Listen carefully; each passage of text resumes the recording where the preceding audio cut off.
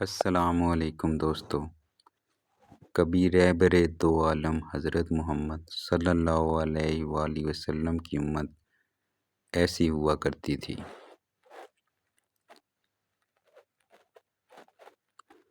دوستو، سمرقند سے طویل سفر طے کر کے آنے والا قاصد سلطنت اسلامیہ کے حکمران سے ملنا چاہتا تھا۔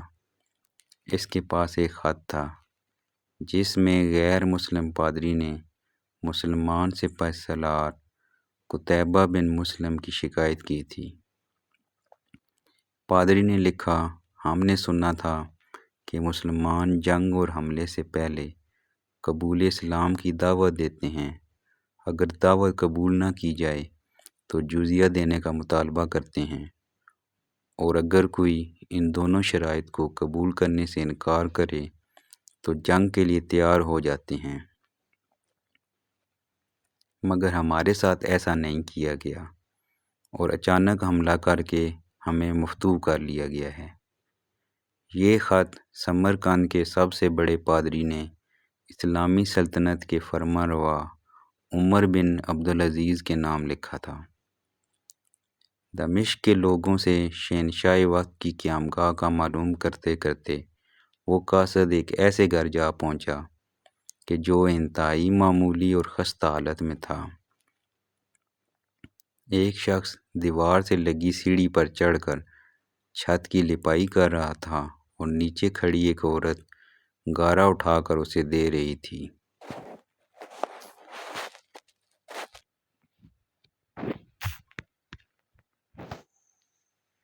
جس راستے سے آیا تھا واپس اسی راستے سے ان لوگوں کے پاس جا پہنچا جنہوں نے اسے راستہ بتایا تھا۔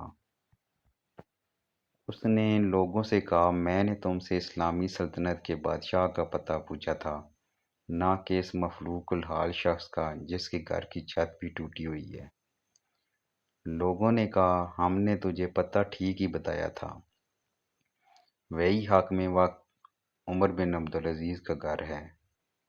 قاصد پر مایوسی چھا گئی اور بے دلی سے دوبارہ اسی گھر جا کر دستک دی۔ جو شخص کچھ دیر پہلے تک لپائی کر رہا تھا وہی اندر سے نمودار ہوا۔ قاصد نے اپنا تعارف کرایا اور خط عمر بن عبدالعزیز کو دے دیا۔ عمر بن عبدالعزیز نے خط پڑھ کر اسی خط کی پشت پر لکھا، عمر بن عبدالعزیز کی طرف سے سمرقند میں تعینات اپنے عمل کے نام۔ ایک قاضی کا تقرر کرو جو پادری کی شکایت سنے۔ مہر لگا کر خط واپس قاصد کو دے دیا۔ سمرقند لوٹ کر قاصد نے خط کا جواب اور ملاقات کا احوال جب پادری کو سنایا تو پادری پر بھی مایوسی چھا گئی۔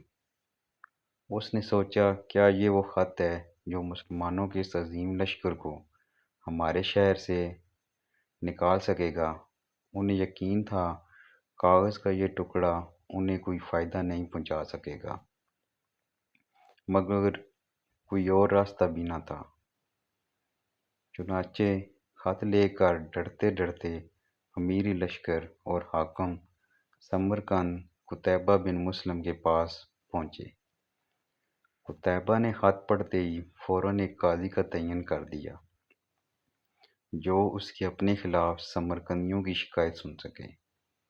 قاضی نے پادری سے پوچھا، کیا دعویٰ ہے تمہارا؟ پادری نے کہا، قتیبہ نے بغیر کسی پیشگی اطلاع کے ہم پر حملہ کیا۔ نہ تو اس نے ہمیں اسلام قبول کرنے کی دعوت دی اور نہ ہی ہمیں کسی سوچ و بچار کا موقع دیا۔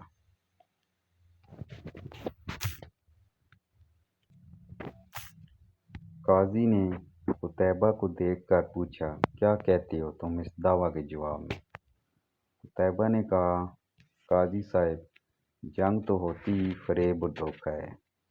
سمرقند ایک عظیم ملک تھا، اس کے قرب و جوار کے کم تر ملکوں نے نہ تو ہماری کسی دعوت کو مان کر اسلام قبول کیا تھا اور نہ ہی جزیہ دینے پر تیار ہوئے تھے، بلکہ ہمارے مقابلے میں جنگ کو ترجیح دی تھی۔ سمرقند کی زمینیں تو اور بھی سرسبز و شاداب اور زور آور تھیں۔ ہمیں پورا یقین تھا کہ یہ لوگ بھی لڑنے کو ترجیح دیں گے۔ ہم نے موقع سے فائدہ اٹھایا اور سمرقند پر قبضہ کر لیا۔ قاضی نے قتیبہ کی بات کو نظر انداز کرتے ہوئے دوبارہ پوچھا، قتیبہ میری بات کا جواب دو، تم نے ان لوگوں کو اسلام قبول کرنے کی دعوت جزیہ یا پھر جنگ کی خبر دی تھی؟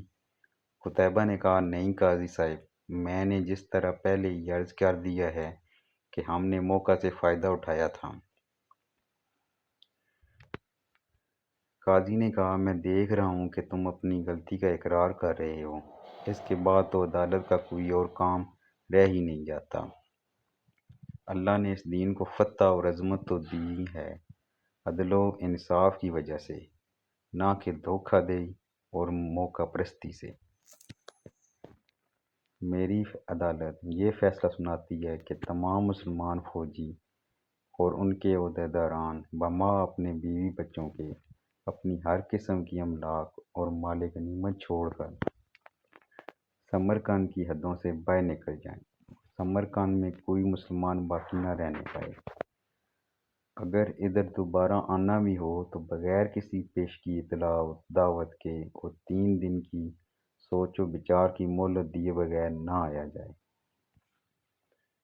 پادری جو کچھ دیکھ اور سن رہا تھا وہ ناقابل یقین تھا۔ چند گھنٹوں کے اندر ہی مسلمانوں کا عظیم لشکر قافلہ در قافلہ شہر کو چھوڑ کے جا چکا تھا۔ سمرقندیوں نے اپنی تاریخ میں ایسا کبھی نہیں دیکھا تھا کہ جب طاقتور فاتحہ قوم کمزور مفتوح قوم کو یوں دوبارہ آزادی بخش دے۔ ڈھلتے سورج کی روشنی میں لوگ ایک دوسرے سے سرگوشیاں کرنے لگے کہ یہ کیسا مذہب اور کیسے پیروکار ہیں۔ عدل کا یہ معیار ہے کہ اپنوں کے خلاف ہی فیصلہ دے دیں اور طاقتور سپہ سالار اس فیصلہ پر سر جھکا کر عمل بھی کر دے۔ تاریخ گواہ ہے کہ تھوڑی دیر میں پادری کی قیادت میں تمام شہر کے لوگ گھروں سے نکل کر لشکر کے پیچھے سرحدوں کی طرف دوڑے اور لا الہ الا اللہ محمد رسول اللہ کا اقرار کرتے ہوئے ان کو واپس لے آئے کہ یہ آپ کی سلطنت ہے اور ہم آپ کی رعایا بن کر رہنا اپنے لیے فخر سمجھیں گے۔ دین رحمت نے وہاں ایسے نفوذ چھوڑے کہ سمرقند عرصہ تک مسلمانوں کا دارالخلافہ بنا رہا۔